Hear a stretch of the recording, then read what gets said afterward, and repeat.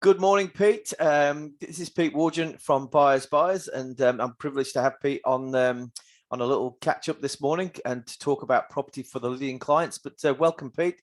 How are you going? All right?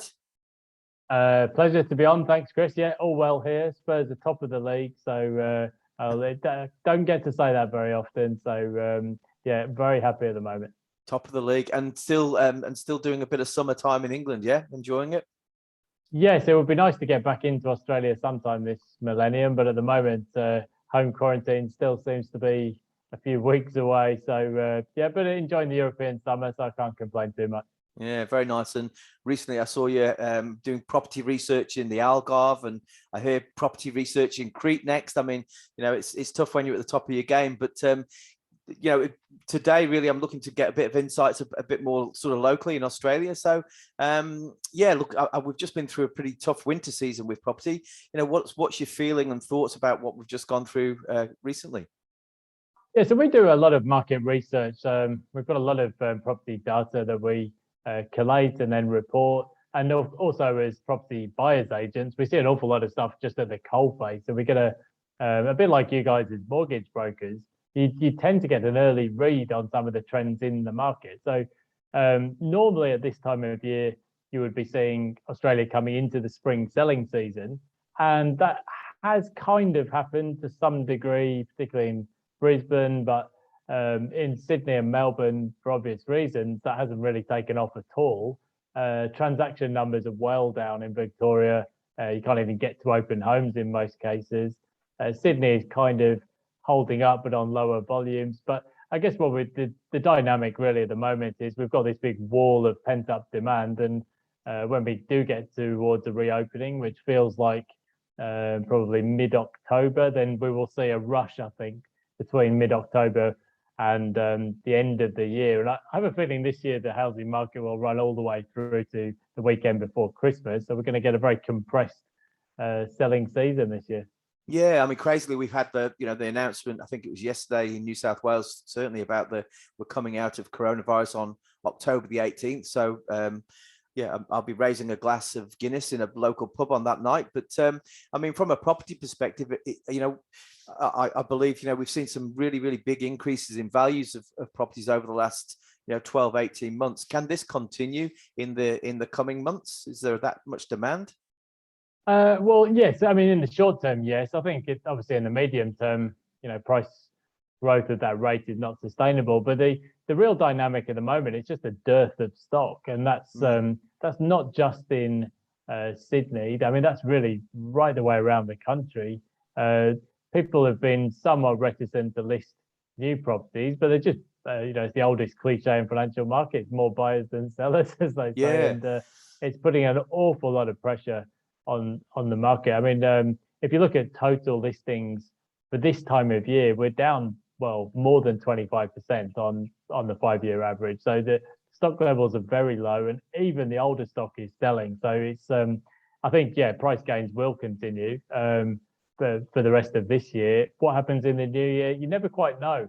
Election year, maybe there might be some regulatory intervention, or maybe as the property market and the international borders reopen, there could be a change in sentiment. But at the moment, there's a lot of demand there and just not that many properties on the market. Yeah, definitely. I mean, look, so at Lydian, we're seeing the same, and we've got a lot of pre-approvals in place right now. People are sort of queuing up. A lot of first home buyers as well, looking at that sort of 1 million plus properties too. So there's a lot of demand and aspirational home buyers, and also we're seeing quite a lot of expats as well. I saw your article just earlier about the expat side of things, and we're seeing a lot of returning Australians coming to buy premium homes locally here. So I mean, that's a lot of the own home stuff. From an investment sort of lens, I'm not suggesting that we will hold you to this, Pete, but what would some of the top picks be right now, and sort of a little bit of why? Well, yeah, it depends on budget really, and to a certain degree, personal circumstances. I think a very common situation for us is we have clients who are, for example, based in Sydney or Melbourne. They've seen the value of their own home go up, and they think, well, it might be a good time to buy an investment property. But quite often, if that's the case, then it makes sense to get some diversification and maybe look somewhere else. Now, there's been an interesting dynamic over the past 18 months because of the pandemic. There's been this sort of race for space, if you like, and a shift away from the higher density sort of CBD or inner city markets, and people looking for more space. So the markets that have been where the biggest price growth has been seen, places like the northern New South Wales coast and Byron, Mornington Peninsula, even Central Coast, New South Wales South Coast. So the coastal markets have been extremely strong over the past 18 months. I think depending on your budget today, I mean, some of the markets that people might start to look at now, I think places like the Gold Coast, where the rental market is becoming extremely tight. Maybe Adelaide will come onto the radar. I think one of the things that's definitely a feature of the market at the moment is people are definitely looking at detached houses much more so than units and apartments. I think it's partly a function of people seeking more space, and it's where the price growth is, and that's where investors have shifted to. Yeah, perfect. And you know, like where would you go to, you know, if you're supporting the client? I know buyers offer you know, the buyer's agency service for existing properties. You know, what sort of research can a client expect to get from, you know, your website, your research in support of making a decision about maybe where to purchase a property and what those dynamics are? Yeah, so there's a few things there. I mean, if you just want some free market research tools, check out our website at buyersbuyers.com.au. So there's a whole load of free property tools there. So if you want to do, for example, an area by area analysis or a suburb risk report, or even if you want to get a valuation on a specific property, all of those tools are there for free. If you want some guidance from us, we do have a product called WePlan, which is essentially a 10-year property plan where we actually collate a kind of a fact finder on your current situation. We talk a bit about, you know, what your goals are and what you hope to achieve, and then we help people to map out the next steps in the process. So if you want some professional guidance, we do actually have property strategists that can help with that. But by the same token, if you want to do your own research, there's plenty of free tools you can use there too. Yeah, brilliant. And I like that. I think, you know, certainly reaching out to people who are, you know, professionals in that field and have got that local knowledge is important. But certainly if you're buying for investment purposes, definitely do your research and reach out to people. And then I suppose, you know, we've seen a lot of innovation in the lending industry recently, you know, with changes to the way that we can actually process loan documents, you know, with DocuSign and technology becoming more integral with some of the product providers there. What are some of the innovations that we're seeing in the property services industry right now, Pete? Yeah, well, but very similar in terms of things like digital signatures for contracts. And I think that is the direction the industry is moving in. Historically, particularly in New South Wales, I remember scanning in those big 50-page contracts and initialing every page. I mean, thankfully, we started to move away from that, and we're actually part of our IP is a buyer's agent portal where you can actually upload scanned documents and signed documents digitally.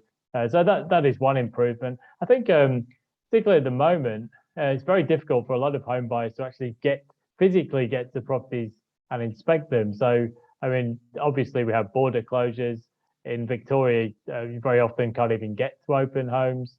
So there's a few different things that are happening there. One is that there's a lot of auctions happening now online via Zoom and other online tools. So that has been a change.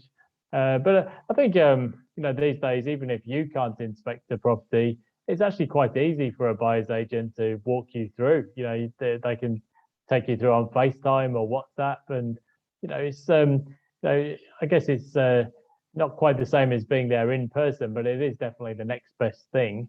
But there's a lot happening actually in the prop tech space, and a lot of it relates to buyer's agency.